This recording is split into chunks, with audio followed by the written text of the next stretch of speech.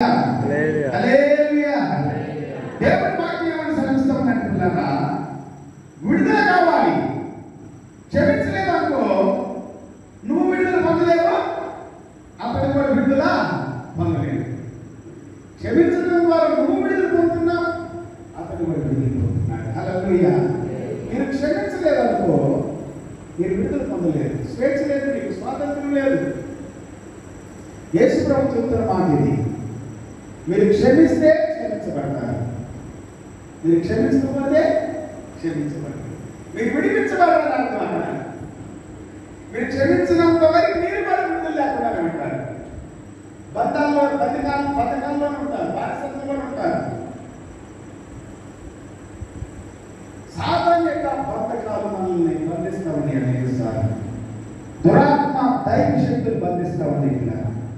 ఆ బంధకాలన్నిటి నుండి కూడా మనము విడుదల పొందాలి.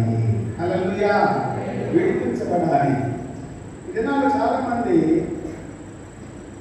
లైట్గా తీసుకుంటారు.